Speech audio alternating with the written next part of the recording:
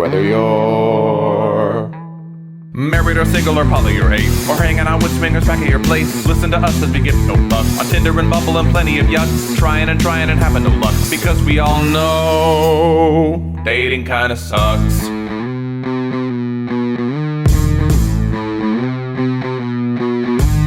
Sarah and Adam are two of a kind. He says stupid shit and she doesn't mind. They're not doing this show to make any buck. Life as a chicken whose feathers they pluck. Why does it work? Well, here is the crux. They both know dating kinda sucks.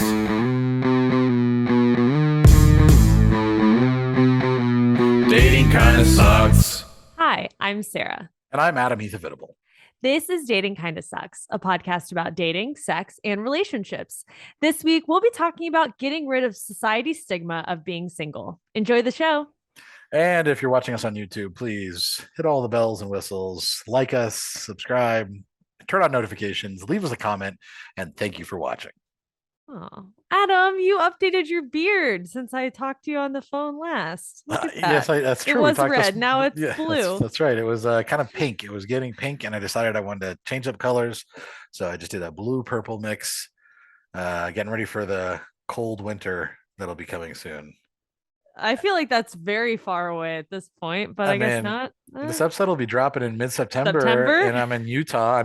So the last couple of mornings, it's been 48 degrees in the morning, and then it gets up to about 85 to 90 during the day. But it's actually nice and cold. I have the windows open at night. It's really nice. So it's been pretty beautiful. So I'm gonna start getting into old man winter mode, and oh boy. Go blue and purple for all those people listening. This is a great visual medium for a podcast, but fantastic. Yeah. And I always look bald because I have my hair pulled back always and headphones. So that's true. Yes. So we are recording this, recording a couple episodes ahead of time while Sarah is just jaunting around once again. Ireland and Romania. I think when this episode comes out, you'll probably be in Romania at some point. Yep. So my mother was trying to talk about that's where gypsies come from, and I was trying to explain to her that it wasn't an appropriate thing to talk about anymore.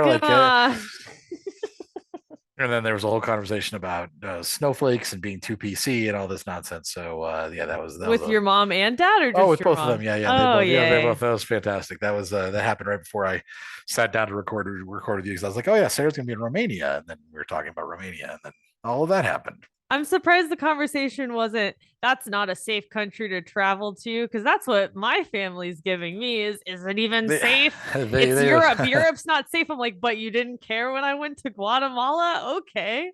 My mother, and actually my father too, I think my mother cannot understand anyone who wants to just travel on their own. She can't understand me traveling on my own either. Like, she just doesn't get where the entertainment is. And I was like, yeah, it's actually kind of nice. So these snowflakes. I know. Well, what else is new besides your beard? The beard is new. There has been no dates since we last spoke. I haven't had the mental, I just haven't the energy to consider dating and driving over there. And I don't know. Is it safe to say you just don't like dating in Utah and you've just been like, fuck it? To a degree, I have some conversations going with people. I've been chatting with some people. It's been good conversations, but everybody seems to be kind of flaky as well. So that's kind of frustrating. There has been. How so? Just with every single plan, or at what point do they flake? Sometimes when it just comes to making plans, oh yeah, let's do something, and then okay, let's schedule it. It was funny. On Friday, I was talking to somebody, and she's like, "Oh, here's some really cool places that'd be fun to go to. They do karaoke, and they're cool." And I was like, "Cool, I'd be down to do that." And then I was telling her about where I am. She goes, "Actually, that sounds really cool. Why don't we just hang out at your pool sometime?" And I was like, "All right, here are the days I'm available. What would you like to do?" I haven't heard from her. It's just been quiet. So I don't know. But I think it's one of those things that they're just. I don't know if they just. Is it the culture there? I don't know if it's the culture. Are they used to more courting, you think? Because I feel like, anyways, from you talking about your experiences there's a lot of ex-Mormons out there. Yes. And they're probably used to being courted in a certain way. And you don't give a fuck about that because you're just two humans meeting up for drinks or whatever, right. That there is no, it's not I'm going to pick you up at your house and then I have a 5-step date planned, that people just were expecting. I don't know what the post expectations I of don't know being if it's women that. are. I don't know if it's No, post LDS. I don't know if it's post COVID, and people just are just like maybe just being antisocial as a whole. I think that if it might be also people don't like planning. Like if I was in Salt Lake City and I was like, hey, I'm going to this bar tonight. Do you want to meet me there for a drink? They might be more that's true. more willing to. Spontaneous So I instead don't of know. okay, also, how far in advance are you planning these dates? 3 days out? Like how many days out? Some of these are just some of them are like a couple days out. Some of them like I was talking to a woman on Friday and then she was like, oh, I'd love to come, hey, let's just hang out at the pool. And I was like, okay, well, I am free on Monday during the day, Tuesday, Thursday, or whatever, and I was giving her like a list of days. It's giving her almost a full week of time that what's good for you. And then complete silence, and then eventually I'm sure I'll hear from her again, and then we'll go through the same cycle. So it's been interesting, but not It as sounds like a job. Sorry. It sounds like a job process of they want the candidate who responds fastest, who has more availability type of thing. With that, when you set the date 4 days out, it's easier to get canceled because in that meantime, you're swiping on other people and making other maybe. plans. And I don't know. But when I talked to them again, then I was like, so what have you been up to? Oh, nothing. I haven't actually left my place in a week. They'll say, so it's, Huh. I don't know. I really honestly don't know. There was one really, this whole thing was insane. And I was kind of just seeing how far it would go because it was given red flags from the beginning. Oh I matched with God. somebody on Bumble and she's vegan and she guessed something about She's vegan is the first problem, right, Adam. right, You no, have a I photo know. of you in a fucking pool of bacon, and okay, go on. So we started talking about the bacon and everything like that, and that was fine. And then but then she was getting very combative about things, and I think it's because of that. But I was, Yeah. she was like, well, did you think, what did you do with the bacon afterwards? And I was like, well, I fed it to the animals that were, live in my backyard. She's like, well, that could be harmful for them and blah, like, and then started railing me for that. And I was like, Why okay, didn't you just unmatch after because I that? was Why? kind of just entertained by like engaging Okay. with her. So then we just kind of like we were chatting and it was like she was being very combative and I was being very calm and it was interesting. It was just kind of funny to me almost like how angry she was about everything. Like she was just very angry. And at one point, this is late at night too. At one point she says something about having been drinking and I was like, okay, that might be explaining it. And then she starts she asked what else I like to do. She actually asked questions, and I'm talking about, I like to do photography, blah blah blah. And I show her my Instagram, and she's like, "Oh, Oh you boy. do you want me to be one of your whores?" And like she starts going off, yeah, yeah. Is that what you want? No. And I said, well, I actually think you'd be a cool model because she's a dancer. So she has and she has like her Instagram, which was linked, has a bunch of really cool poses and stuff like that. I was like, I actually think you'd be really cool at it. But no, I mean, only if someone wants to. I don't have any it's not my goal to get people to be a model. It's only if they decide, hey, I'd like to do that with you. That's up to you. So she starts being just really kind of weird about it. And that's it. And then she's like, um, and then like the end of the night, I was just like, all right, well, it's been an interesting conversation. I'm going to bed. Good night. And I wake Okay. up in the morning and I've been unmatched or whatever. And I was like, okay.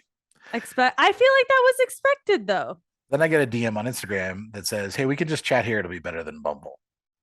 So then we start Oh. chatting on Instagram one night, and it was because she responded to one of my stories or something, and she starts responding, and then we move to text, and she's like a masseuse as well. She does like massage therapy and everything. Another masseuse? Yeah, another one. Yeah, which is weird. I don't know. Maybe Okay, that's a all thing right. that people in Utah, women in Utah, go for school. But she starts talking about that and how well, it just starts talking about it, and then the conversation turns extremely sexual, like extremely kinky and sexual, to the point she's just like, we're talking about all of our kinks and things that we've done and stuff like that, and she's like, like she goes, I just don't know why, but this is like really hot to me, and she was like, like I would totally like, I'd love to like, I don't do this for massage, but I'd love to like have you like be a quote unquote client that I'm giving a massage to, but then I eat your ass and then like I give you like, and then I make you come Wow, okay. and then I sit on your face and like we were like getting very explicit and like hardcore.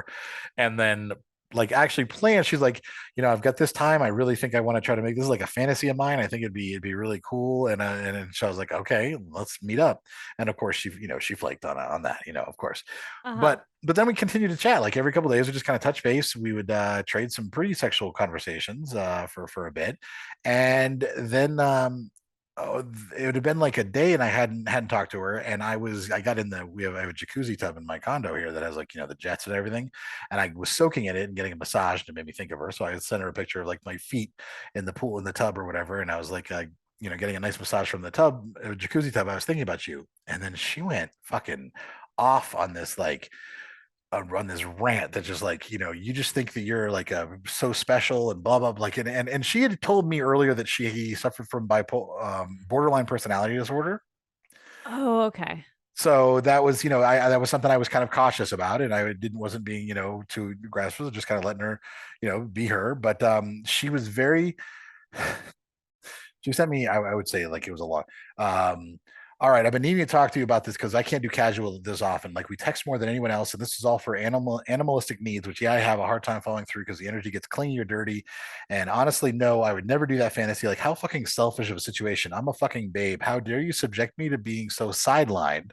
I'd never ever. I can't rely on anyone. And blah, blah, let's see. You'll never have this with me. Like maybe I could be okay, but you text me nearly every day. I'll just say we communicate. Like she would reply, and we'd have conversations every Right. day. Okay. It's a delusional mentality I had, and I think I'm finally ready to be done with it.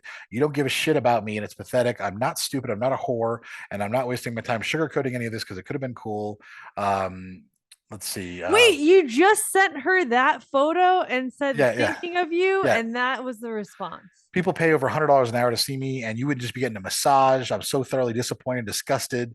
This is what you get when I haven't responded for a day. I should be practically worshipped by you. Yet you put yourself up there over and over again. So my fantasy isn't ever going to play out. People get a false sense of confidence. Do you know the kind of men I get begged to have sex with? I'm stupid for being here. My bad. I've learned.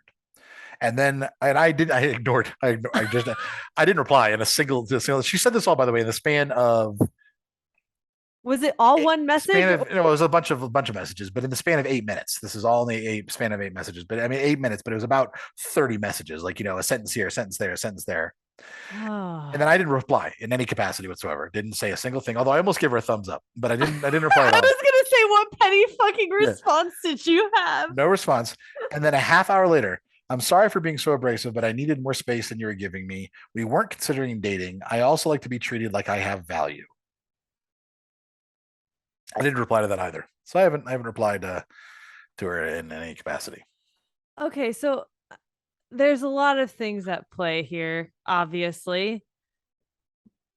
But I I was like smiling like in like shock while you were explaining the first half of the story, and now I'm also in shock, but for that reason,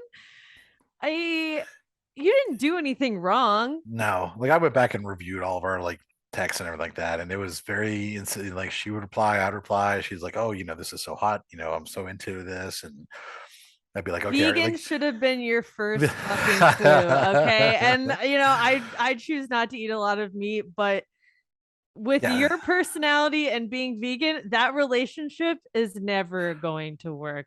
We all know this. I know. I just thought it was just she brought it up. Like I was just trying to see how love, and then she's the one that brought up any sexual, like she brought up sexual stuff in the beginning and then continued to bring it up and continued to open the door for discussion. And yeah, it was it was very interesting. And so yeah, I was like, as her text started coming in, I was just like, okay, I'm done with this conversation, and I just put my phone away and went off and did something and came back to it later. But yeah, because I was in the tub, I was in the fucking bathtub. I was gonna say, were you still? Yeah, so I put my phone down and just took my Kindle out and just started reading, and I'm like, all right, well, I guess I'll just read her story. The sound on ping, ping. No. It's like another one. Yeah, another one. Yeah, so that was interesting. So that's probably been the most interesting experience I've had since we last talked. And and you didn't tell me any of this either. Damn, you've been holding out. I think I was going to tell you, and then I think you might have been busy or something that day that I was going to tell you, and then it just completely slipped my mind. I'm surprised I didn't get screenshots or something. God. Honestly, damn. Yeah. It was fucking crazy. It was a crazy and I feel like it's very representative just of some of my experiences so far. Just like the hot and cold maybe is what it is. But that's okay. What app was that? You said Bumble? That was Bumble. Yeah. Well, also the fact that she unmatched you and then like followed you on Instagram and then continue the conversation on there, I just find a little odd. Why unmatch? Well, I think maybe she might have deleted her Bumble too, because I think kind of borderline personality But what? disorder a lot of times is like nobody likes me anyways. What's the point? And so she could have just been, why am I even on here, and deleted the whole thing potentially. But we're I still following each guess other on Instagram, by the way. We're still that following. was going to be my next question. Like, I'm are not. you? I'm gonna wait and see, because I'm gonna. You I think bet. she's gonna message again? Yes, I think at some point I'm Yeah. gonna get a text from her out of nowhere that's just gonna be either it's for no reason just berating me about something, Or really or sexual? extremely sexual. And Yeah. yeah, and so we'll see what happens. And if she does, then I'll give her a thumbs up no matter what her response. And a picture of crumble cookies. Picture code, yeah, like that other one, the crumble cookies. Yeah, like there was I forgot, I actually had forgotten about that one too. How could you forget about that one? That one was so good. You know what? Maybe your courting thing is right. Because okay, so here's two different women that are both like, do you know what type of men I can get? And so maybe they're just used to men just being like, That's what I'm saying. oh, you're like, you're like love bombing. Maybe they're just used to love bombing. And I'm just talking to them like a normal human being, and like Well, an equal. didn't she say something about texting back and forth? Were you either doing it too much or not enough? This one They're was, probably used to a level of love bombing. yeah. Although this That one, when she you're said it was too normal. much. It was too. Oh. It was too clingy. Even though, like I said, we'd text maybe every couple days, and it would, yeah, it was. I don't know. Huh. It's very odd. Yo, get the fuck out of Utah I can't. already. I'm Goddamn. kind of here for the long haul, so we'll see. But yeah, that's what's going on in my life. So fucking insane. Goddamn. I know. Well, let's do some shout outs to new listeners in other countries, shall we? Yes. Why don't you go ahead and take over that aspect? Sure. I'm trying not to laugh because that whole thing was just wild. Okay. So we want to shout out Adam loves, and I love calling out new countries that become topping the charts in other countries. And here's our new list for this week. We have Belgium, Czech Republic, Tanzania, Barbados, Uganda, Colombia, and then and then that's it for countries. You're just gonna keep reading, weren't you? I was gonna. You didn't space it out, and I didn't practice Sarah before. Sarah doesn't look at our agenda ahead of time sometimes. That's not true. That's so not true. I just don't look at parts you right.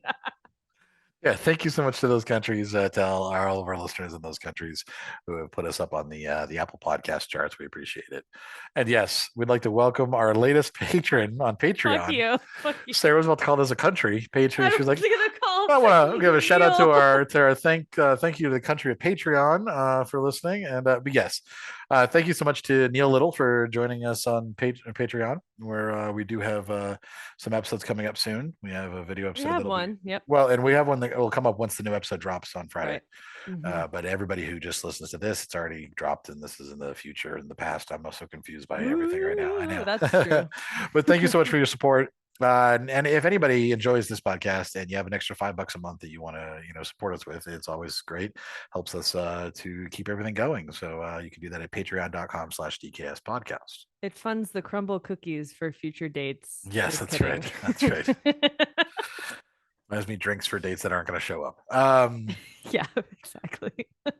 And of course, we have our DKS hotline, which you can call and ask any questions about dating, sex, relationships, anything like that, at 407-519-0181. And we've had a couple that have been sitting there that we've needed to get to, and so we're finally doing one. This one's been around for a couple months, and so I apologize. This is from Anna Green. You can find her on AHNA, Anna Green on Instagram. And she is has some really cool photography on there. That's how I think I ended up seeing her. She at one point, because she followed me, and I was like, oh, like that's some cool shit. So she has some cool shit on Instagram. Yeah. So she called a while ago and left a voicemail, and we never got to it. Now we're getting to it finally. We are sorry. We're getting to it right now. Yes. So let's go ahead and play the message from Anna. Hi, Sarah and Adam. This is Anna Green. Anywho, I love the show. I've been a long-time listener. I've learned the hard way that I can't drive while listening, because you guys will make a really good point. Don't want to do the truth in your snap of appreciation, and that's not safe to do while driving. So I have to be stationary when I'm listening for safety reasons. So my question was about big age gaps in dating. I'm wondering, what do you guys consider an age gap? Is it a problem? The reason I'm asking is because, Adam, you probably know this. I'm dating someone quite a bit older than me, and it works extremely well. But I'm also on Reddit, and the Reddit thread for dating advice is like a dumpster fire, but it's also very entertaining. And there are a million like weird, dumb opinions out there and a bunch of rules for it. And people post scenarios that just seem like actually abusive. So I figured I'd just like throw this topic to you guys and see what you think. Again, thank you so much for calling, and thanks for being a listener. Just hearing that you can't drive while listening to us, I guess, is an encouraging thing. Don't drive and listen to us, or you'll drive your car off the cliff or whatever. Yeah, we don't want anybody to laugh too hard that they drive off a cliff. That'd be terrible. So age differences is one of those things that I think is a tricky subject for a lot of people. Sarah, why don't you give your opinion of it first? I do think we come from a little bit of a different perspective. Because I think you've dated people, like I make comments on here all the time of stop dating people younger than me, you know? But that's just because I feel like it doesn't work out. But also from like the stance of like, and I'm not saying this is you, but I've dated someone who was 10 years older than me. And it was just and I was in my early 20s. I was 23 at the time, dating someone who was 33. And it was a very unbalanced relationship where there was a power dynamic and he was obviously more of a predator. And I, was in my 20s. So I would like, I don't have a problem with age differences to a degree. I think the younger in your 20s you are, I think you have to be more careful. Because you might think like, he's 10 years older, he treats me well, everything's fine. But I think just being in your early 20s, you might be like I did, like I overlooked certain things just thinking, this is just how older men are or whatever. But in my 30s or 40s, if I was dating someone 10, 15 years older, I think that would be different. But I think like as you're closer to 18 to probably 25, to just be more cautious if you're going to date someone in a, 7 to 10 years max or above 10 years, to be more cautious. It's not something that like, I don't know. I definitely think there's a lot of societal pressure around that, or just a stigma of like, oh, I can't believe she's dating so-and-so. And I don't know if you've seen these TikToks, Adam, of there was like a swim coach who was dating someone who he coached when she was a kid and she was 18 and he was something. Obviously that's some predator behavior. Yeah. But that's the shit that I have a problem with. Even though like we're so in love or whatever, I'm like, he watched you grow up in diapers and now you're dating him and he's, 20 years older than you or 15 years older than you. That's an issue. But I think the older you get and that gap, like my step-parents, my mom and stepdad, they're 11 years apart and they started dating when she was like 35 and he was whatever. So, and that was fine. But I just think the older you are and if the gap is large, it's better than being 18 with a large gap. Well, right. I think it's very different for someone who's, 40 to date someone who's 60 than it is for someone, that makes a big difference. But also, and I know that you're a boomer and to you, Reddit is just a scary website that you don't understand. But on Reddit, I'm not a boomer. What the fuck? When it comes to social media, that's social not true. networks, I'm on TikTok just as much as you. What the fuck? Did I reference TikTok in my goddamn explanation? What? No, I'm talking about, but she talks about Reddit and how she's also on Reddit. And I was just explaining to you because I don't know if you know what Reddit is. I know what Reddit is. My God, I work in you're an social old lady. media. I know, and yet somehow it's just weird how much of an old lady you are. But I just don't spend my time on there. Okay, good question. Anyways, on Reddit, like people on relationship advice, which I subscribe to, it's our / relationship advice. People will say things like, well, I'm 24, my boyfriend's 31, and blah blah blah blah blah, and like every response will be like, he's a predator, like he's grooming you, he's like like it's just people go over the top aggressive. That any age difference when the man is older is a negative. If she's asking for advice that has nothing to do with the age difference at all, it's just like, I caught him doing this, or I don't know how to approach this. It'd be like, well, first of all, you need to break up with him because he is a predator. So they're very aggressive about that.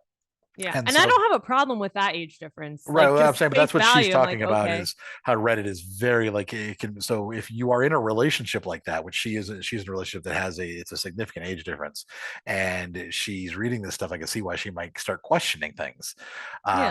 So what I would say is that in many situations, it's a bad idea to have a major age difference. I agree with you on that, because I think in many situations there is a power dynamic. There is a thing like it's a, you know, someone who's in a position like a swim coach, you know, or something like that, or someone who is dating someone that they found through a situation that is inappropriate for them to try to find somebody to date.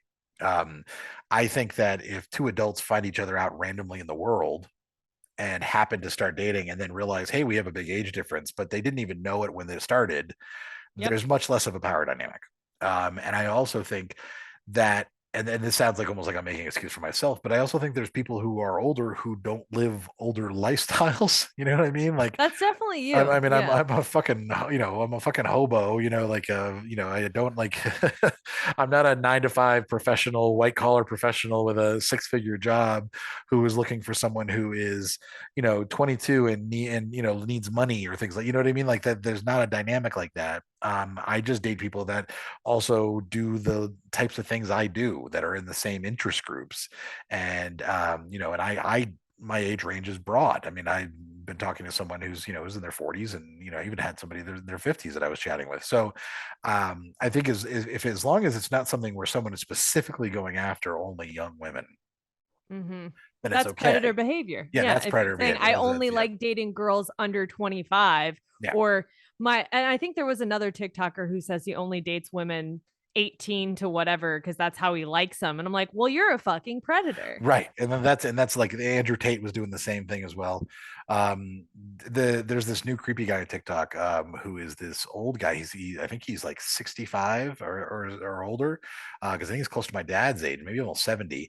And he's on TikTok talking about how he has dated 126 women from the Philippines, and that he only dates women. He's never dated a woman older than 28, and he's never dated a woman starting older than 24. And so like he only dates 18 to 24 basically is the oldest that he will start dating them. And he's like, So oh, fucked. then he has this whole thing where he goes, oh, well, you know, I actually dated someone as old as 32 because we had a 14-year relationship, and I dated her when she started dating when she was 18, and so 18 to, you know, so then until she was 32, and then we went our separate ways. And the guy's insane, by the way. He's absolutely creepy as hell and weird, and he just, yeah, but like, and that is grooming predatory behavior. Yeah. But like you said, if you're just on the apps and you have a really broad age range, and then you match with someone who's 7-8 years older than you, and you have a good connection, and it's not predatory and Right. whatever, then I think it's okay to explore that connection and not think, oh, are they, you know, only treating me this way because I'm young at this age or whatever. I think Yeah. a reason, you know, some age gaps are okay. Well, and that's why, like in Anna, in your case, like in your relationship, as long as it's a healthy relationship, as long as it's something where you're both independent adults, that you're not his trophy, that you're not considered, he's not trying to show you off as being, hey, look at this young woman I'm dating, that, you know, that you actually have your own life, he's not jealous of your friendships and things like that, and all of those things, then it could be perfectly fine. So don't kind of don't beat yourself up about it. As long as you're happy and you've listened to us for a while, so I think you probably have picked out some red flags if there are red flags in your relationship. Then I would just say, don't worry about what people say on Reddit. And, yeah, I was gonna say TikTok comments and Reddit. Yeah. Fuck off, guys. Yeah. And just and don't worry about the rules of dating. That has to be, you know, if they're younger than half your age plus 7 or so, whatever that Right. we like. Yeah, people like to make up rules as long as each individual set of circumstances is different. So as long as you're happy and you're healthy, then that's all that matters. And fun fact, unrelated note, but I'm actually dating like a 65-year-old because Roy just bought Sensodyne for his teeth, and he asked me how old he thinks Oh he my was like, how God. old do you think I am? I'm at the age where I'm buying Sensodyne. I was like, you getting your hip replaced next week too? I mean, and you're Anyways. basically an old lady too, so it kind of works out pretty well. Like the two of I you, was are like, just, fuck, I guess you are older than me, but like not that much, but still, it was funny. you're an old couple.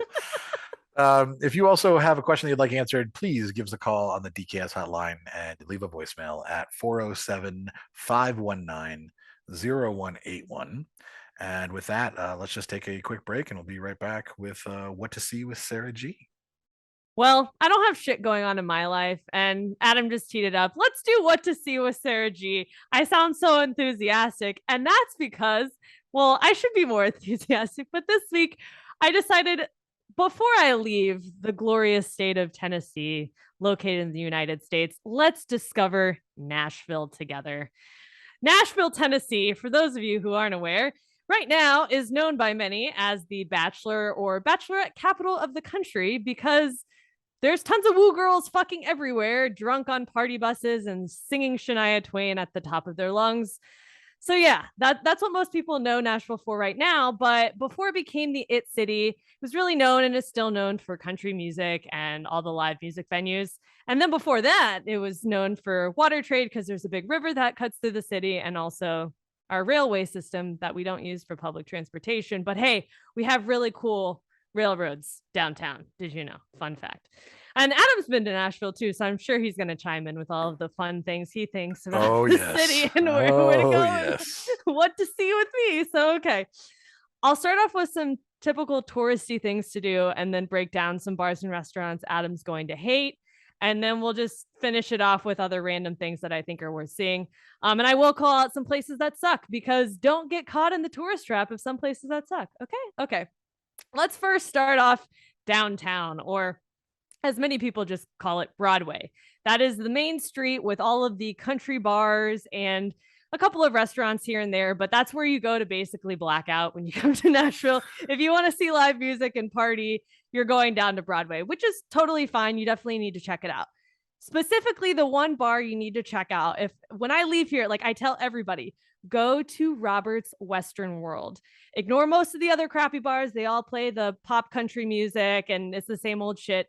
But at Robert's, they're the original honky tonk bar before Broadway was what it is today. Because like all of this like country music celebrities own their own bar now. Like there's a Jason Aldean's, there's a Miranda Lambert's, there's a Luke Bryan's. Like all of them own their own place. But Robert's Western World has continued to be there even when going down to Broadway 20, 30 years ago wasn't safe. That place has really sunk its teeth into Nashville, and they struggled during the pandemic to even stay around. But it's a good spot, and it's probably the place where you could get the cheapest beer. And they also have a a food item called the Recession Special, or the Recession Package, I think. And it's a moon pie, a bologna sandwich, and a bag of chips. And I think it's for like $5, and it's always on the menu as something you can order. But it's a fun time, more chill, not the pop country stuff. And then the other place you need to check out is Acme Feed and Seed. They're similar to Robert's. They just have a mission to save the unique cultural aspect of music in Nashville and the community in Nashville. So it's another cool spot to check out if you're on Broadway, which of course, if you're in Nashville, you're going to visit. Now, of the other bars that are on Broadway, please stay away from, for the love of God, Tootsie's Orchid Lounge. It's the big purple building. You can't miss it. The owner is an asshole, and he refused to shut down in March of 2020 because he didn't want to comply with what the mayor was trying to do. And he rebelled and kept his shit open for a week after the pandemic started. And he's an asshole. Just don't go there. It's a cool building. Take a photo in front of it. Or you can walk inside of it. Just don't spend your money there. And I will say too, when you're down on Broadway, sorry, I'm like kind of negative, but like just I'm giving you the local inside scoop here. When you're on Broadway, all of the bars are free to enter. So if you're used to paying cover fees for a lot of places, you won't have to worry about that in Nashville. So that's another perk. As you're downtown, Ryman Auditorium, you definitely have to check out. This is the spot where bluegrass was born, where Johnny Cash met June Carter. And it's the original Grand Ole Opry from 1943 to 1974. Now that the Grand Ole Opry has now moved to a location about 20 minutes outside of downtown, but this was the original Grand Ole Opry. It's a really cool historic venue that you can tour, and like the seats are pews. And it's just really historic, and it's supposed to have really cool acoustics. I've been there to see a couple of shows. It's a nice venue. It's cool. Worth checking out. And then while you're downtown as well, check out 5th and Broadway. They just opened that up not too long ago, and they have a ton of restaurants and shops to check out. You can get Hattie B's hot chicken, which is like the other popular thing to do in Nashville, is just burn your asshole by eating hot chicken. I will say that's happened to me. Burn your asshole eating hot chicken, either from Hattie B's, or you can eat at the original hot chicken place, which is Prince's Hot Chicken. They're credited for actually popularizing hot chicken and inspiring other restaurants. And just like fun fact, origin story of hot chicken. The woman who created it was to kind of like fuck over her husband, because I guess he was cheating on her and he wanted her to make this chicken dish he loved. So she added more spices to it to like not to punish him, basically. So like Roy really loves eating hot chicken because it's like, I'm being punished. And I'm like, why? Why is that a good thing? And then you're punished later too. So anyways, there's hot chicken. If you're still downtown, steps off Broadway, it's worth checking out Printer's Alley. That's home to all of the nightclubs, and that dates back to the 1940s. If you're a little tipsy, it's fun walking down there, grabbing a hot dog from Daddy's Dogs, and they have veggie hot dogs and regular hot dogs. So you got to try them out as well. And then as far as other bars to check out downtown, the Bobby Hotel, I know it's a hotel, but they have a really cool rooftop bar where you can check out like all of the city, and they have like different themes during the seasons and stuff that's worth seeing. And then the hidden bar at the Noel Hotel. I don't know if Adam, I tried to take you here or not. I feel like I tried to take everyone here, but you enter through a storage door. It's like an unmarked door that just said storage on it. And then during the different seasons as well, they have it themed, and it's kind of cool. So yeah, that's downtown. Places to eat. I know I've taken you to Mas Tacos because you hated it. Yeah. But it's my favorite taco spot in town. The line is worth it to me. Adam doesn't agree, but it's definitely. And Roy doesn't agree either, by the way. Don't bring him into this. He doesn't like it because the tacos don't have cheese, and he thinks that's a disrespectful taco. But I disagree. I think they're good. So Mas Tacos is a good one for me. Fifth and Taylor, if you want something a little bit high scale or just a little bit fancier, high class, whatever. And then Once Upon a Time in France. I have not been to this restaurant. I have tried so many fucking times to get into this restaurant. It's a very small, traditional, like French bistro. They don't take reservations, and they only have a handful of tables. So once they're full, and I've just always struggled to get in. But everybody who's gone that I've asked how it was, they loved it. So worth checking out. For date nights in Nashville, here are my top bars to go to. In no particular order, we have Bastion, Bar Sovereign, Rosemary, and Pearl Diver. These four all have like a really cool vibe, really great craft cocktails, and they're like the hip spots in town, in East Nashville and some other spots.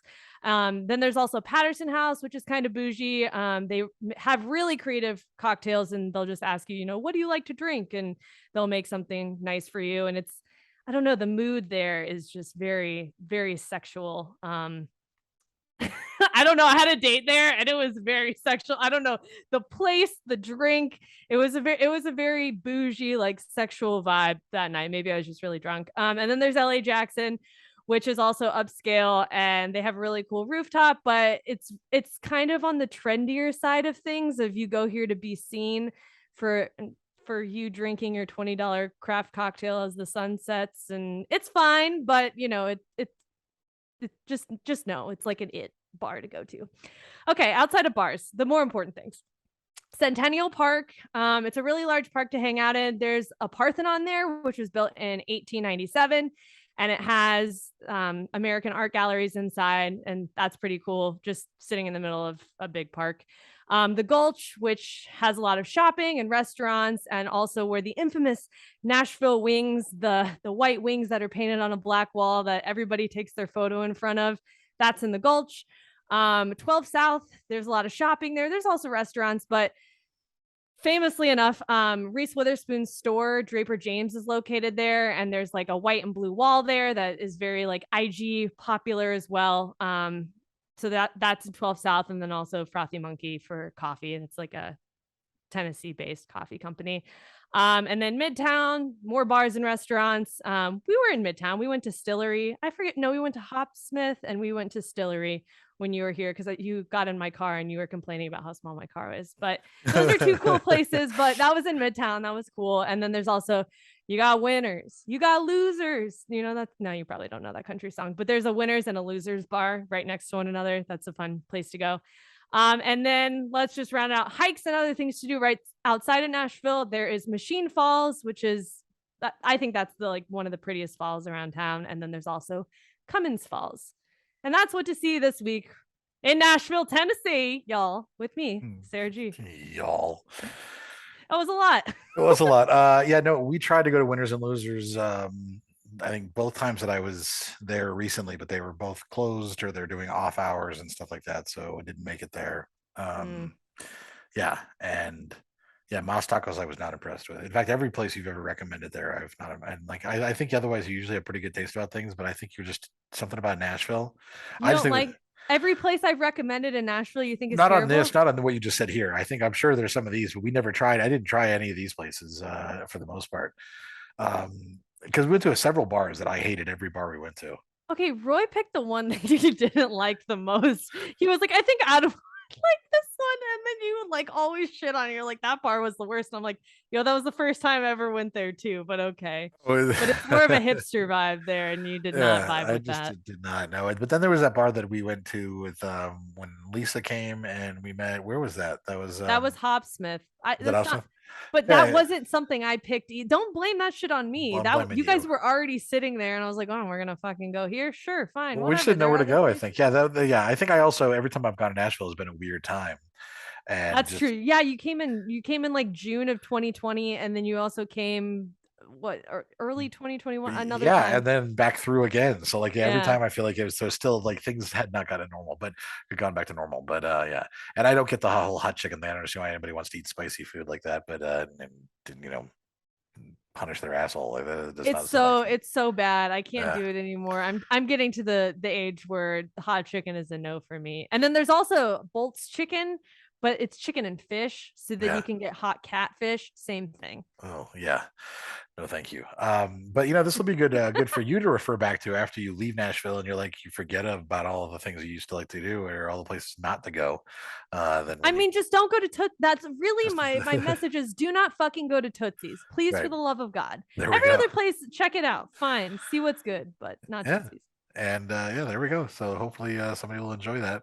Not me, but hopefully somebody will enjoy Nashville in that way. Enjoy all of your recommendations. Let's go ahead I'll and pick another city next time, okay? No, I wanted to hear what you had to say about this one. And let's go ahead and take a break and come back with the topic when we're done.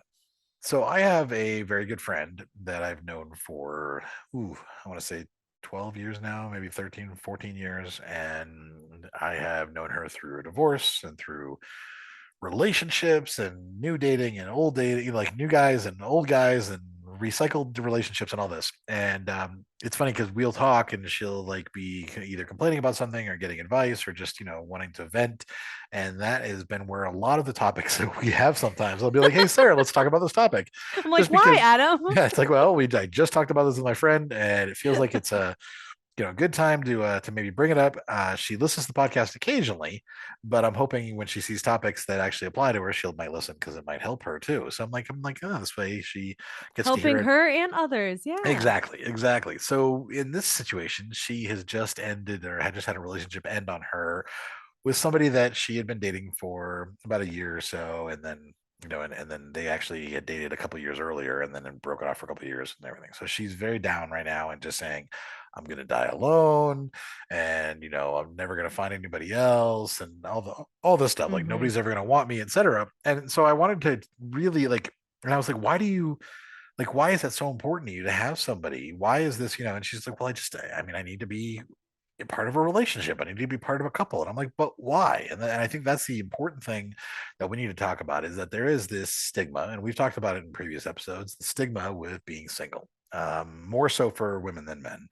And I think it's very important that we look at why society thinks this is a big deal and why we should just say fuck that and be happy being single. If you're an adult and being single, you don't have to give into society. So I want to talk about, let's get rid of the stigma of being single. Being a signal.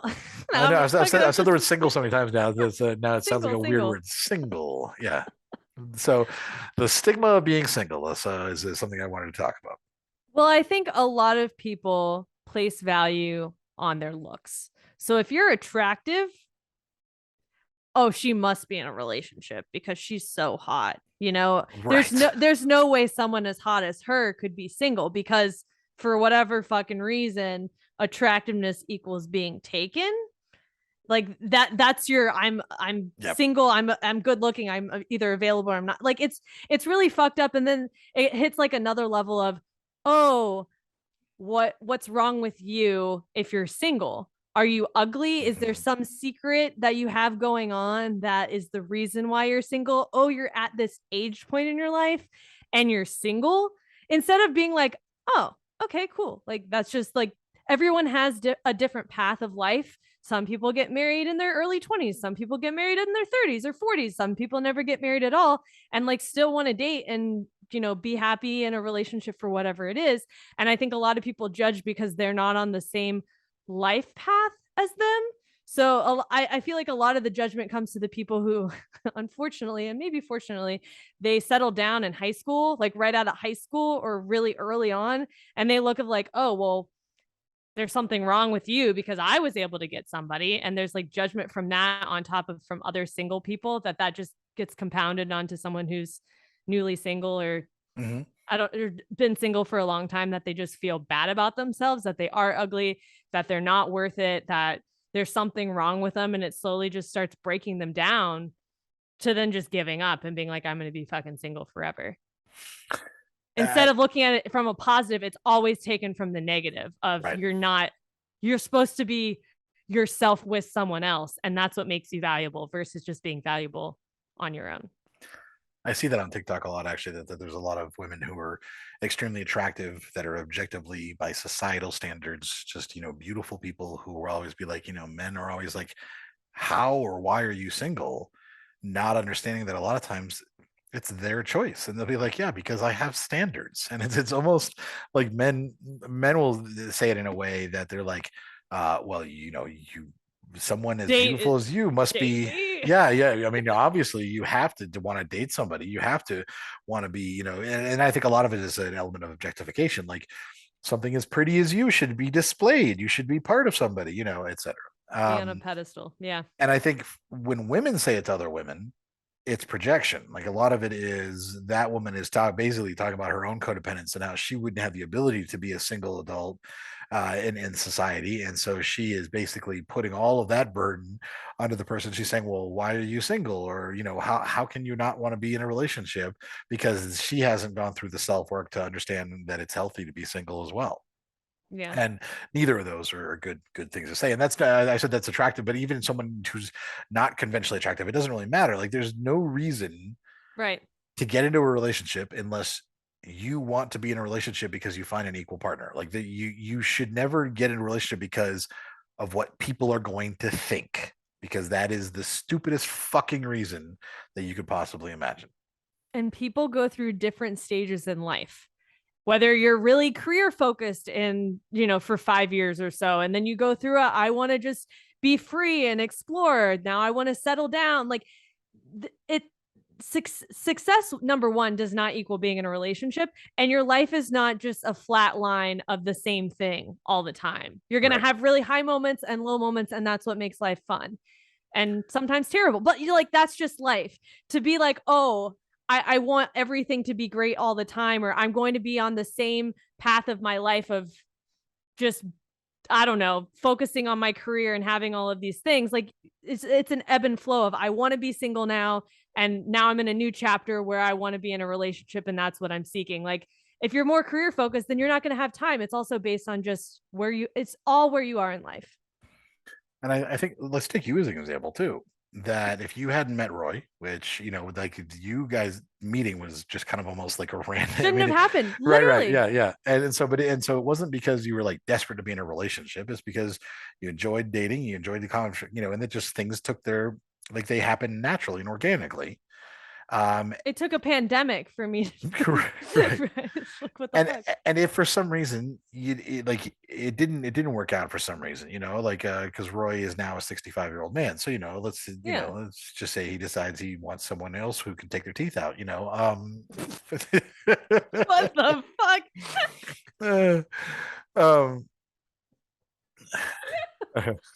You're an asshole. I know. But let's just say, you know, or whatever, and you end up being single again, you're gonna be fine.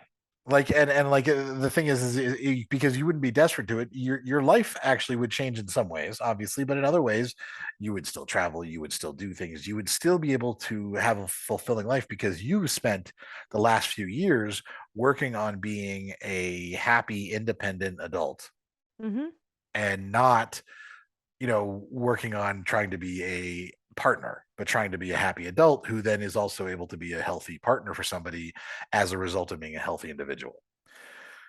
And I think you're a good example of that because I think that you would be fine. And I see a lot of people on social media sometimes say, I'm so glad I'm married or whatever, because if I were single, I would know. But I understand that there's some bad thing, but a lot of them are saying, I'm so glad I'm married because if this ends, like if my marriage ends, I'm not dating. Like I have no desire to enter the dating world. I am done. So I hope this lasts, but if it doesn't, I'm not going to enter the dating world. I'm just going to be me and be, enjoy it. And I think that's a healthier attitude. Well, because I know the other side of the coin is I'm so happy I'm not dating because I just couldn't do it. And it's like, oh, right. That just says, oh, thank God I'm not single. Glad it's you, not me. Like, well, fuck you. Like, I hate when people say that shit. And not the I'll never date again type of thing, but just like I could never do it. I'm just so happy I found the love of my life. I've literally talked to someone like that. I'm like, I can't fucking be in the same room. Anytime someone says that, they're in a bad relationship. I mean, it really is. 100%. When people say that, like, they're absolutely hiding something that's like they have something about the relationship they're so ashamed of or that they cannot talk about because it's toxic. And it's like every time, it's like the people who post on Facebook about how amazing their partner is, but like in these really weird ways, and you're like, oh, that's an abusive relationship right there. Like that's not going to last. Or that when they're overly concerned about your relationship status, whether you're in a relationship and not engaged, but you've been dating X amount of years, or you've been single for a while, and they're just like, time's a ticking. When's he gonna propose? And you're like, I'm not fucking concerned about that. Why are you bugging me? Because I'm in a healthy, happy relationship at this stage in my life. Is somebody knocking at your door? Bro, what the fuck? Are those gunshots? Yeah. Yo. What the fuck? We should just leave this in. Gunshots after What to See with Sarah G. Here's some. Hell. We break this moment of gunshots. What to See with Sarah G. Come to Nashville for the gunshots. What the fuck was that? Oh my, I'm sorry. Where were we? I thought somebody was knocking at first too. I wish it was, but I saw people like running, so that's reassuring. Oh my God. Welcome to Nashville. Okay.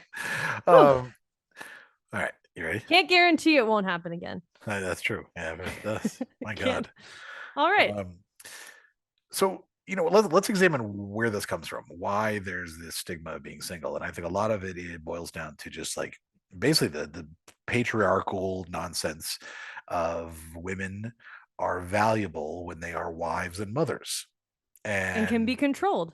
Well, controlled, but even just beyond the control, that women have value as human beings in society when they are either married to a man and supporting that man, or having his children and then raising those children. And that's their value as society. That's what society tells women. So that if you're a single woman and you're not married or having children, then you have no value.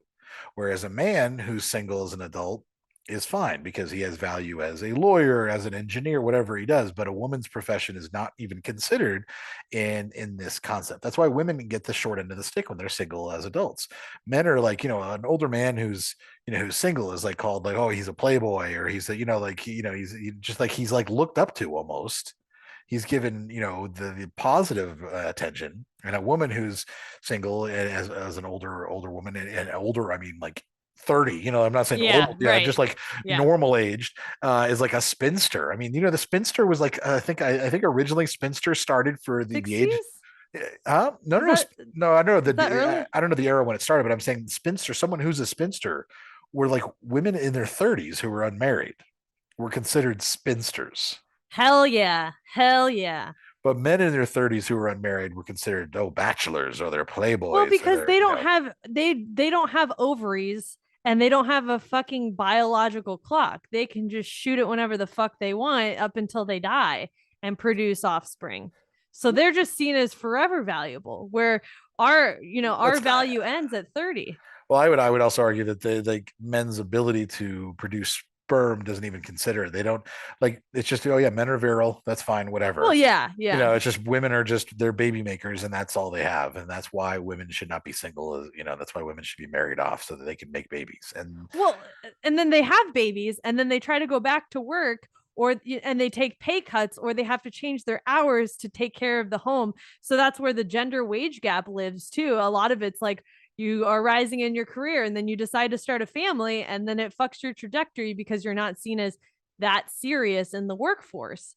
But a man is a father, but nothing happens to his career. He's fine to progress and do as he pleases. And then when women get divorced and they're single mothers, there are all these male dating coaches and pieces of shit out there saying things like single mothers have the lowest value in the dating world. Did you know that they say that? I didn't. That's unfortunate. It's stupid because they're like, well, because I don't want to spend my time raising someone else's kids, or shut the fuck up. I'm never going to be their priority because they're always going to have their kids. So you're mad that they're a good mom, and why would you? If you're part of the right person will fit for that, will work with that circumstance at the end of the day. Right. And you don't like, if you're dating someone who's also an adult, you don't want to be their top priority. First of all, they should be their own top priority, like their own emotional health and all these things should be their top priority. Yes, their children should come next. And then sometimes their work should be important as well. And so like, you shouldn't date someone if you're like, I should be the most important thing in their life. That's a sad way to look at relationships. That's codependent and it's toxic. Egotistical as fuck as well. Yes. You want someone who wants you to be there and enjoys your company, not someone who puts you on a pedestal or prizes you or treats you like you're a fucking king, because that's just garbage. But I also think I'm not a man, so correct me, but I feel like for a certain percentage of these shit weasels or whatever the fuck you call them on TikTok. Smooth brain shit weasels. You can buy a t-shirt with that at my merch store. TG off right for that.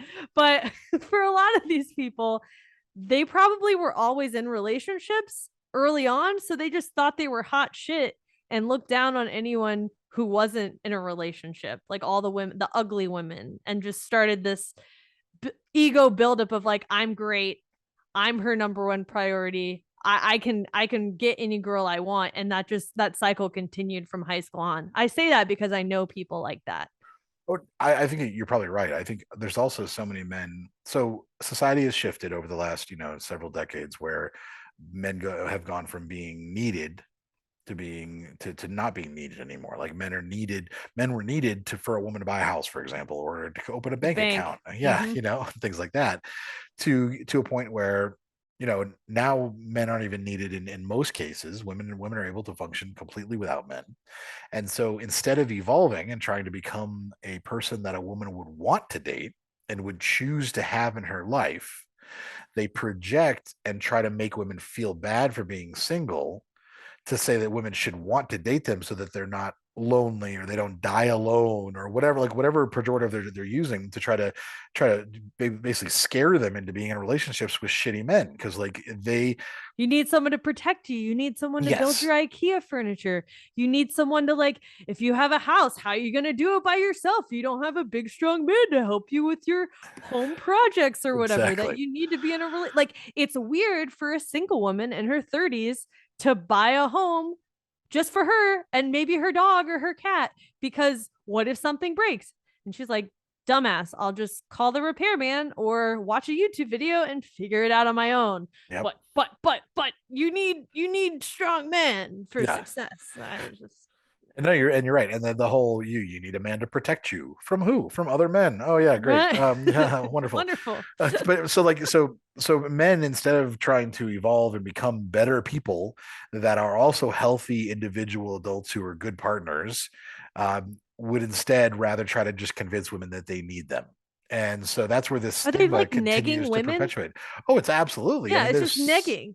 So many women that will talk about it on TikTok's a great example. Women will just be like, yeah, I think I'm just done dating. And then you'll have all these men. Well, good luck dying alone. Oh, well, who are you going to call when your toilet's, clogged up, or, basically because these men are so butthurt by a woman asserting her singlehood and that she's happy with it, they can't handle it because they're projecting their own insecurities about the fact that they know they have no value to a woman because they're not someone who's wanted.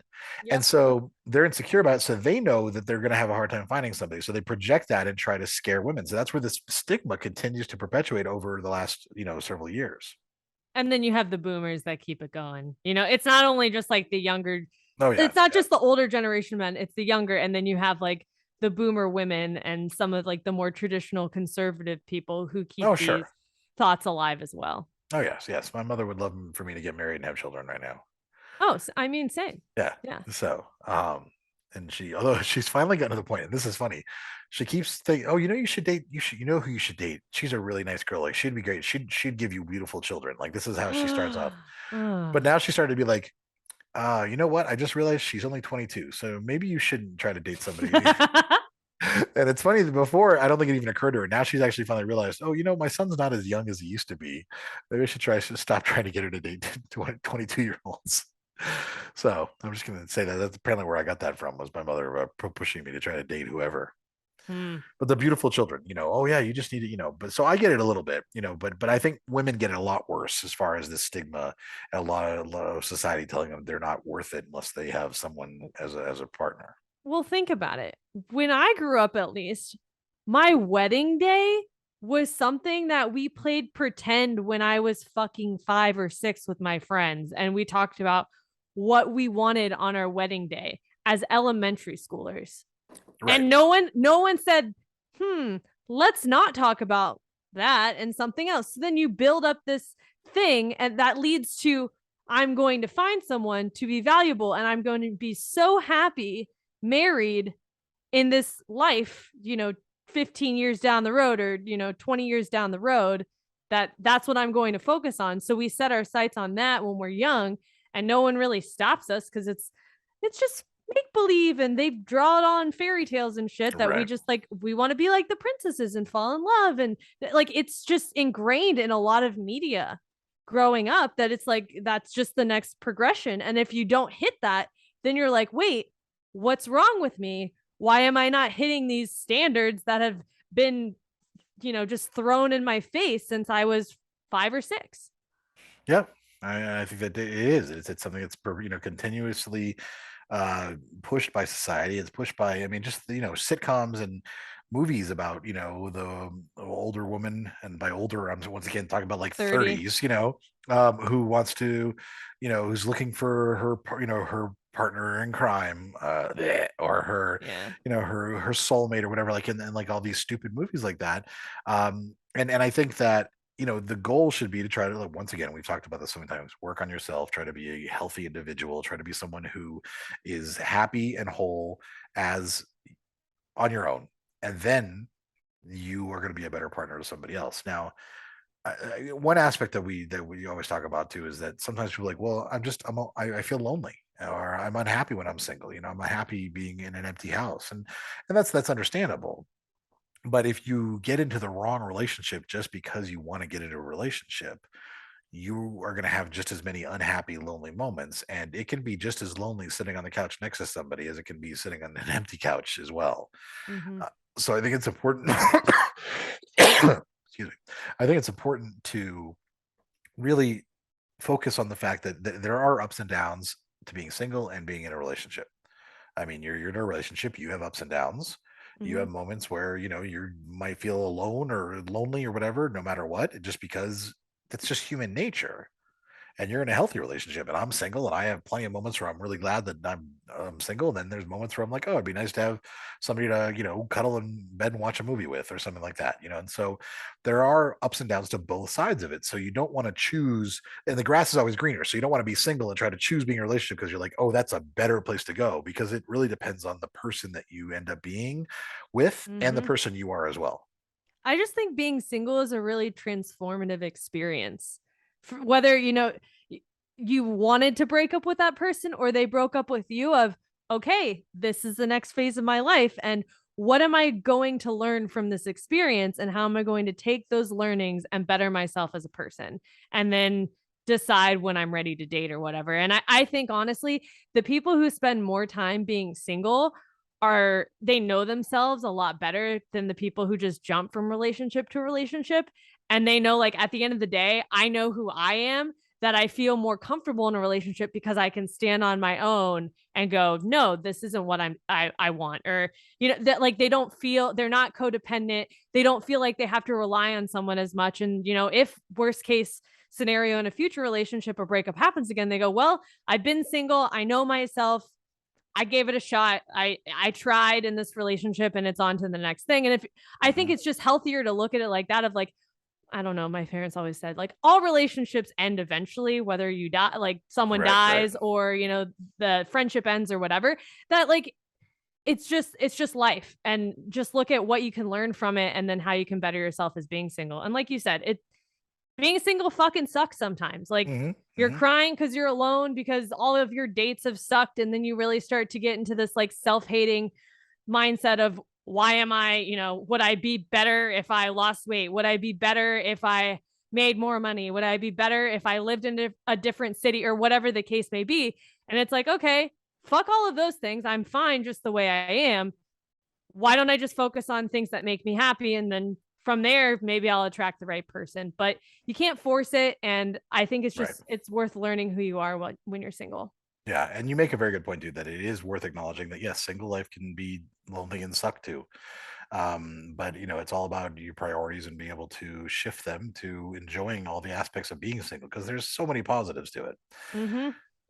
So there's two things I think that we should try to talk about as far as like takeaways for this. Number one, what can we do to stop perpetuating the stigma? Like, how can we as people stop making this a stigma? That'd be the first thing. And then I think number one, stop trying to set up your single friends. Stop trying to assume, if they ask you to, of course, but stop trying to assume that they want to date. And stop trying to say things to them that are going to make them feel bad. For example, oh, you'll miss your single days. Don't rush them. Or like I said earlier, oh, I could never date nowadays. Things have just changed so much. Or just like sly comments kind of shitting on them for the fact that they're single. Stop that. Right. Or don't, you'll find the right person, or, you just did, and like maybe they're it not takes looking. time. Yeah, it takes time. When you stop looking, that's when you'll find them.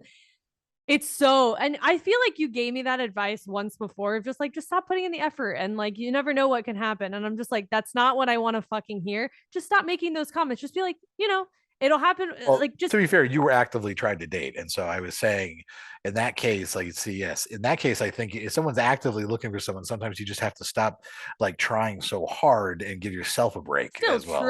Still try. Yeah.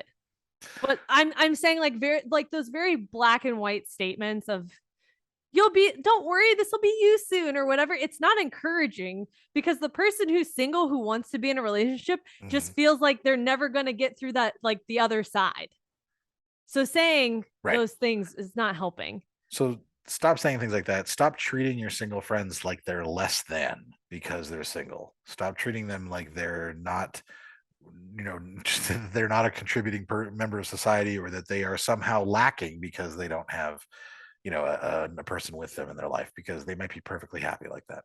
Another thing is like comparing finances. Like, if you're going out to dinner with your friends or whatever, and the single person, they're just paying for themselves. So they're just like, they ball out on, drinks or whatever. And you're in a relationship and you say something like, oh my God, you're spending a lot of money on that. Like, what?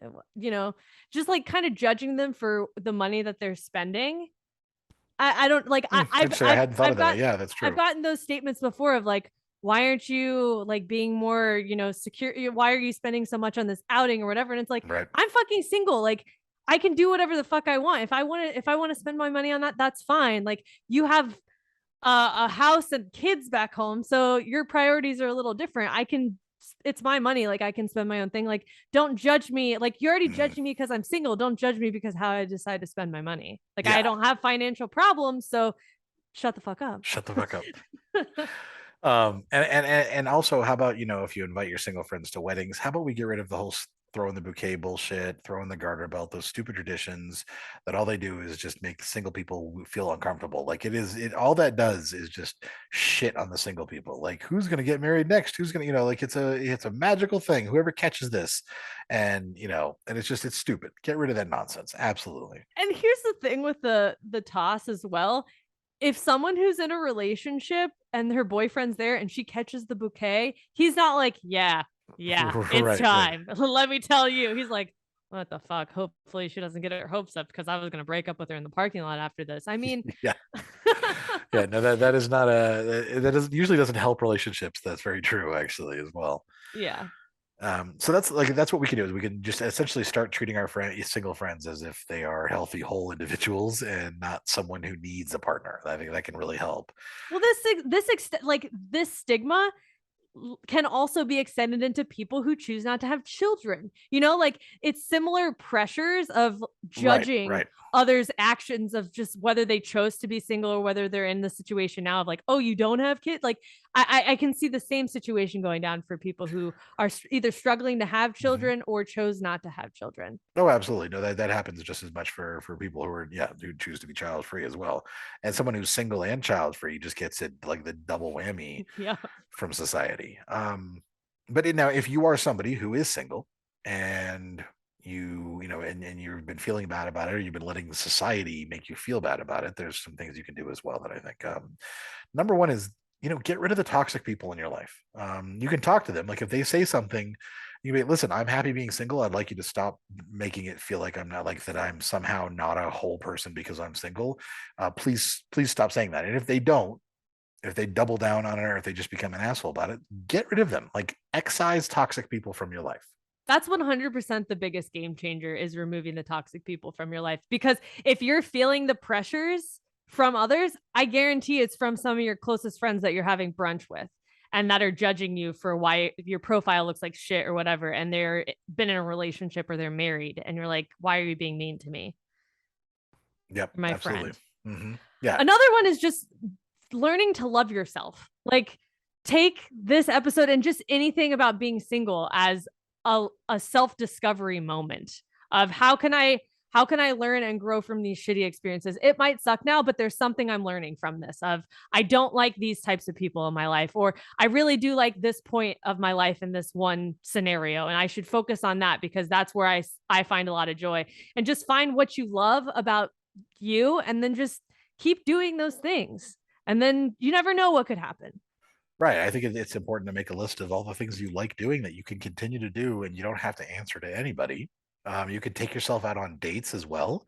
I mean, you don't have to be in a relationship to go out to nice restaurants or bars you want to try, or go to the movies, or go to a concert. Like, you don't need a man with you to go do those things. You can go do them and have a fantastic time by yourself. Bring a book, if you want. Like, you need to start living like you're a single whole person, and that means doing things, taking yourself out, treating yourself, and like absolutely learning to love yourself. I'm also saying too, when you start doing those things, like and we've talked about this, the first couple times you're going to be awkward of, yeah. am I in public correct? Yeah. Am I Right. in public correctly doing these things? But once you start getting more comfortable, people will notice and they'll be envious of it. Yeah. Like, people like, you're here by yourself. Oh my God, you're here by yourself and you're having so much fun. Wow. And then that, like, is an ego, at least for me, that's an ego boost of like, fuck yeah, I'm doing this shit by myself. Fuck yeah, like, I have built myself up to this moment that then you're just going to be like, I can conquer the world. What's next? Absolutely. No, and you're very right that I have seen that and heard that from people that I could never do that. I could never go out to dinner by myself, or I could just never go out and get a drink by myself, just because they feel like someone's going to, like, stop giving a fuck what random strangers think of you. Like, it really doesn't matter, and You'll never see them again. Literally. Right. And stop listening to what society is trying to tell you, because society is flawed, and society is designed to keep you down and treat you like, you're a baby maker. So forget about what society and the people who subscribe to tradition are going to say. They don't matter. All that matters is you and your own journey to happiness and your own journey to being a whole person. Mm-hmm. Yeah. I don't know. I have a friend who would go out. This is side note, but like I had a friend who was afraid to go out and like be single or whatever. And then she just started going out with like an alter ego of pretending she was from another, like a European country or whatever. And she would go out. She's like, I don't know. I just envision like European women just being so single and badass and just can do anything. So she embodied that when she went out. And it attracted so many, like not even got like it just attracted people towards her of just being interested in just her person, like just her I love out in that. public. And Yeah. she was like, yeah, I love this version of me. Like I feel like she would like make jokes like I'm a Russian now and I'm this, like she would just make jokes about like being from a different country the next night, and it would just like build her confidence up to just basically go anywhere from there. Right. That's fantastic. I love that idea. I just love that idea of, creating a little persona. But how sad is it that because society's message is so loud that she felt the need to have to do that? Like that's Yeah. unfortunate. Mm-hmm. And if you've been listening to this and you're still like, but I really want to be in a relationship, it's important to ask yourself why. It's important to try to figure out what is it that you think a relationship is going to provide to you that you can't do for yourself. What like if are you is it that you want children or something like that, which you don't need a relationship to have children if you really is it that you want financial stability? Okay, maybe there's a reason, but maybe there's something else you could do that doesn't involve Having a partner. having a partner. So it might be worth really trying to examine why you have this need to be in a relationship and break it down and try to figure out if maybe it's not a need at all and you can work through that. And a lot of the loneliness too of feeling like that's why you need to be in a relationship. Sometimes, I'm not saying all the time because intimacy is definitely a thing that's missed when you're single and you're not getting, something on the regular. Looking at your friend groups and going, how can I connect with other people to feel part of a bigger community? Because the more time you spend around other individuals who build you up, you'll definitely feel less alone. And then from that, you never know. But I'm just start with like removing the toxic friends is one thing. And then also finding your people to really anchor you into the community you're in is going to help you focus on that and you being you. And then that could lead to other things. Yeah, I agree. But getting rid of that loneliness is like the main issue. So that's one factor. It's not going to hit the intimacy zone, but it could help.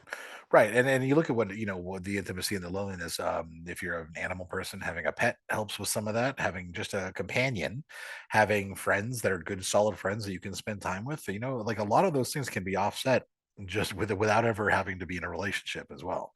And it can be healthier, which means that when you actually get in a relationship, you're not going to be desperate for those things. So you won't ignore as many red flags as well. Mm-hmm. Oh, because he's right here and available and helping my life feel less lonely. I need to stay with this person because you already have a good network of people in your life and you don't necessarily need that person. Now, if you have any tips about how you have maximized your single life and how you ignore what society has to say, we'd love to hear your tips. You can put them in our Facebook group. That would be good. Facebook.com/groups/DKS podcast, or email us at datingkindofsuckspodcast@gmail.com. And you can give us a call on our DKS hotline. That number is 407-519-0181. We'd love your feedback on there as well. If you want to follow us and support us, you can follow us on Instagram at Dating Kinda Sucks. You can follow us on TikTok. I'm at Adam Heathavitable, and Sarah is at Simply Sarah G _. And of course, if you'd like to watch us instead of listening, you can do it youtube.com/Dating Kinda Sucks. And as always, be sure to give us a 5-star rating and review on iTunes and Spotify as well. We'd love your support to know that you're loving the podcast. And like I said, for $5 a month, you can also become one of our patrons. We do have special episodes we put on there, and that's at patreon.com/DKS podcast. And with that, that's it. Yeah, we'll be back in 2 weeks with a brand new episode. Thank you for listening. Until next time.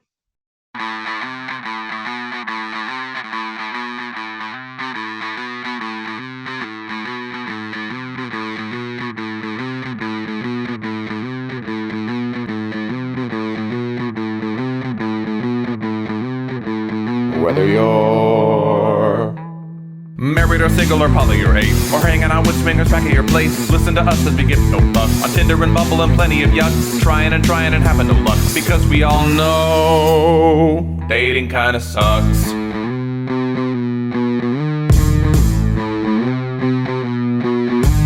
Sarah and Adam them are two of a kind. He says stupid shit and she doesn't mind. They're not doing this show to make any bucks. Life as a chicken whose feathers they pluck. Why does it work? Well, here is the crux. They both know dating kinda sucks.